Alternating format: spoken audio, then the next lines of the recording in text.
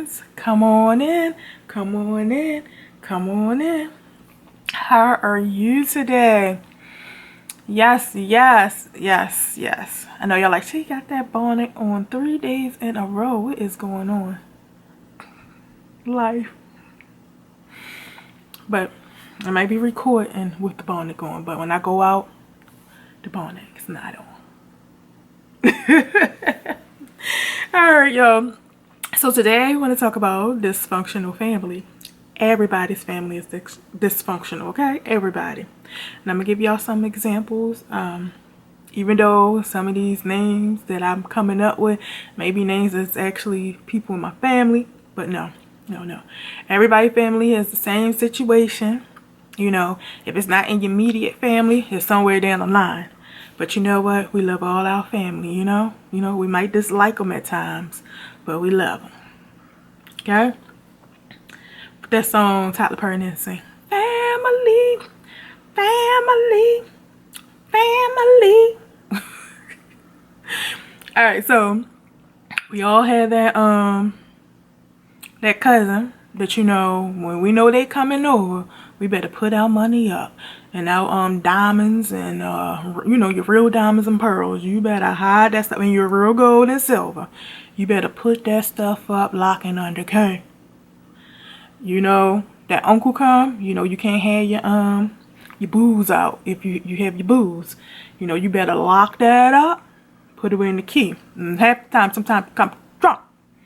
And so you got that Uncle Earl, you know he gonna get drunk, you know he gonna get toasty, and you know tipsy, and he gonna be fussing with his brother, which a little bit tipsy too, about something that happened when they was in the 5th grade, talking about, yeah, Bo then took his woman, and he haven't got over it, and they all the way in their 60s, and you like, come on now, come on. When we gonna get over it? When we gonna let that go? So then the family try and break them apart, and then they gonna throw Uncle Earl out and then say he's banned from any more family events because he always start in trouble about that same situation. But of course, you know, next Christmas he's still gonna be there because y'all love him, and you know, y'all just keep praying he gets himself together. And y'all have a hard one-on-one, but he don't listen. He don't listen. He don't listen. You got your cousins that's gonna smoke the marijuana like you don't know. That smell lingers. It's all in your clothes, all in the hair. We know what y'all just got finished doing. We know. And you know Big Mama ain't trying to hear it. Then Big Mama's sister, Aunt Mabel, she coming, and you know every time she walking past the pot of greens, she tasting them. Trying to say she, you know, trying to make sure they taste good. And then next thing you know, half the pot of greens are almost gone. But Big Mama know her sister, so she got another pot of greens on the side. Man, and nobody even you know, started eating yet. And she done ate the whole pot of greens. Almost. Then everybody got their cousin. They said, don't call him James anymore. New name Jamie. Then nephew then went off to college. Now talking about he living in his truth. Bring home his best friend. And his best friend is his boyfriend. Y'all know the situations. And then Aunt Miriam, she trying to bring home this new guy, but everybody liked her ex-husband, and so Big Mama already invited the ex-husband, and everybody loved him because they used to him, and you know they did things together. So I mean, trips, like, you know, trips, family gatherings, like over 20 years invested. But then she gonna bring this new man. Now the new man feeling uncomfortable because everybody ain't giving him the time of day, not even interested and wanting to know anything about him because they like Uncle Phil. They all up in Uncle Phil's face and seeing what's going on with Uncle Phil's life and stuff. Yeah, you know. Then, you know, you got that uncle. He bring another woman, different woman every year. And then y'all get confused with the names and calling her the one that he brought last year. She getting all upset. Because nobody, you know, called to say, hey, Slim, who you bringing this year? Who what's her name now so we can start practicing before the family events? Y'all know. And then the family person that nobody tried to get them help, and they have a mental illness, so they just going off on everybody, and nobody even said anything to her. She just going off, and y'all like, why Big Mama didn't get her help when she was little? Well, Big Mama say, oh, that's my baby, she gonna be all right.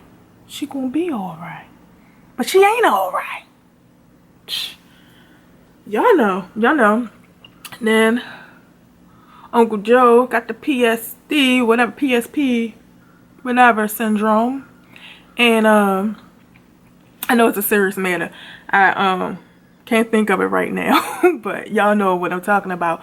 Because he was in the war, and so y'all tell the children to tread lightly, because if they make any loud sounds, he gonna go off, and he taking that belt off, and he whipping all of them. And they all running out the house, running down the street and everything. In the house, out the house, around the house. Y'all know these situations. Y'all know. Then you got the cousins, and you like, wait a minute, you can't bring them gangster friends over here. Who are you bringing over here? Which baby mother you bringing this time? Prep us. Y'all know how I be. But it's family. You got the ones who you say, oh, they holier than thou. They always praying. Yep. Y'all may be talking about them, but later y'all be like, can you pray for me? And we need that mixture in the family. We do. But we just love our families. But on a serious note, please do not force family members if they have anxiety and different things, whereas though they can't be around a certain family member, because you don't know, that family member might have molested them and the family know about it, and sometimes the family don't, and you're forcing them to be in the same room together, and the person who was abused might not have gotten over it yet, or haven't gotten the help that they need to get over it yet. And that's a lot to be trying to get over.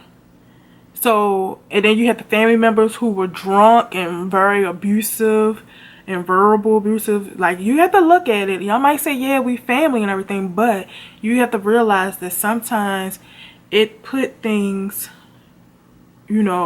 on people where so they can't handle it and they cannot be in the same room. Do not force it. Okay? So if they say they can't come, don't be mad at them or whatever. Don't.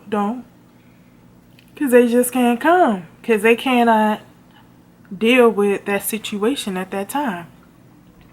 Now, I do pray that they get the help that they need, but don't force it. Do not force it. And the person that was abused, do not feel as though that you are obligated to go and obligated to be in that situation that makes you feel uncomfortable and then set you back, whereas though you might have formed a drug addiction over the situation or something, or it just puts you back in a funk, because we don't want that to happen. Now later on, once the holiday's over, then y'all all get together and go to counseling and see what in the world is going on and how y'all can mend it. Because some family members know and some families don't know. But it's been some tragic situations in families, and just don't try to force. If you know that A and B do not get along, they haven't been getting along since they were children, do not force them, especially when one has a mental illness and you just forcing that person on everybody. Come on, take them to the place they need to get help, and then bring them together, and then bring the family together for counseling. It's some serious stuff going on, and the adversary just want to tear up families. No, get the help. You can have Jesus and you can have therapy too. Okay? You need it. God put those people in place so they can help. with his direction and everything to get to the point, the issue of the problem, so we can come back together. Alright? But please don't force. I hate when people be forcing toxic family members onto other family members. Don't do that. Get the toxic person straightened out first. Okay? That's throwing all the issues and things like that. Y'all understand. Y'all understand. Now, y'all, the one that, you know, can't be in the other room with the other person, knowing that that person gonna be there. Now, you, when holidays over, you still go visit Big Mama. Now, don't treat Big Mama that way, unless she the person that was, you know, doing the stuff. Y'all need to go to counseling afterwards and work it out. Yeah. And, you know, it's certain stuff and situations are in everybody's family. And sometimes the holidays do not bring on happy times for people, and we do need to acknowledge that. You know, some people just can't get along with their families. But prayer does work, and counseling and therapy does work. So hopefully you can do that. And we just want everybody to have a holly jolly Christmas. Alright, y'all. I love you all. And and don't be afraid, because you know how sometimes people be like, oh, I don't want you to meet my family, they crazy or something like that. They might seem like they got it together, the person that you don't want to meet your family, but their family crazy too. It's just that they hiding it better, you know. But you go and be up in behind them closed doors for a little while with their family, you'll see. Alright, y'all, as always, thank you for tuning in to Come Bling with me. Let your light shine in every aspect of your life. And until next time, shine and bling on.